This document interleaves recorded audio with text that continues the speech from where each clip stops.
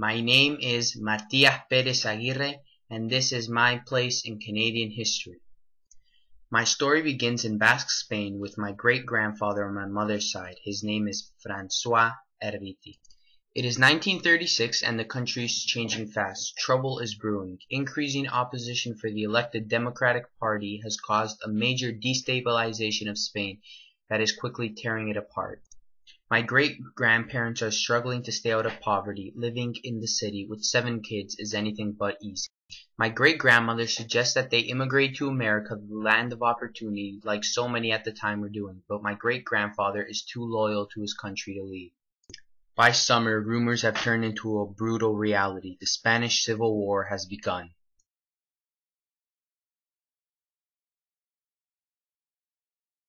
The fascist rebel group led by General Francisco Franco will stop at nothing to achieve power. My great-grandfather's son decides to join the Republican Army and defend his country from the fascist rebels. As 1938 comes around, it is clear that the rebels are slowly overpowering the Republicans. My great-grandfather has sold his business, his house, and has finally decided to leave Spain and head to America, but he doesn't have enough money for all of his family to immigrate to Argentina. The battle on the ground is getting worse. My great-grandfather has to make the decision to leave his family behind and immigrate to Argentina while he still can. The day before the Civil War ended, my great-grandfather's son is shot dead in a savage final assault from the fascist group. Soon after my great-grandparents arrive in Argentina, they settle in a small village and begin to work on the farm. A couple of years later, my grandfather is born. Meanwhile, this is happening on my father's side. Things aren't looking so good. My great-grandparents are living in a small village in the northern mountains of Italy. The word is slow to arrive, but when it does, everyone is shocked. Fascist Italy has just made allies with Nazi Germany. My great-grandfather Giuseppe Boccher has been opposing fascist groups, and now the turn of events has turned him into a fugitive. His calm, underserved life has turned into a nightmare as the Italian police begin arresting the known anti-fascist people in the village. My great-grandfather, with no choice but to flee, escapes to a nearby village and lays low for some time. Soon, World War II has begun. Both Germany and Italy have begun to invade bordering nations. My great-grandfather, wanting nothing to do with fascism, joins a rebel group and is sent to infiltrate the Nazis. He begins working as a cook at a Nazi base, relaying information to the rebel group. He also works as a mechanic for high-ranking Nazi soldiers. The rebel group uses the information to plan assaults on small Nazi convoys, something my great-grandfather has chosen to be not part of. He stays infiltrated for some time until the Italian police catch up with him and he is forced to leave to Nazi-occupied Libya. My great-grandfather continues his infiltrator work in Libya for the rebel group, working as a mechanic until the end of the war. After the war, he travels back to Italy only to find it sitting in complete ruin. There is nothing left for him in Italy. His friends suggest he move to Argentina with them, where opportunities were endless. He chooses to go with him, and both my great-grandparents travel by boat to the capital of Argentina, Buenos Aires, to start over. As the years went by, both my great-grandparents on my mom's and dad's side adapted to the new country and prospered from the booming economy. They felt like they had found a new home. Then came the 1960s when both of my parents were born. They were brought up in similar ways with similar family experiences in the middle class. They had found what they had long waited for: peace, free from wars and violence.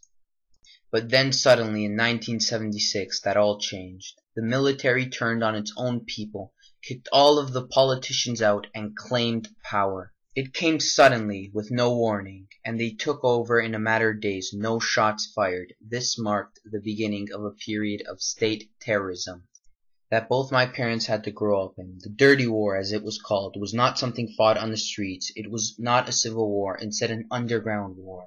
People who opposed the government or criticized it would mysteriously disappear, kidnapped by the government, tortured and killed. Among the affected was my dad's uncle. He was an important doctor working at a hospital.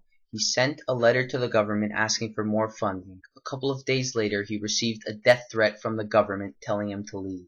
He ignored the letter and went about his regular life, and then one day, a couple of weeks later, a huge bomb went off inside of his home, leaving a pile of rubble.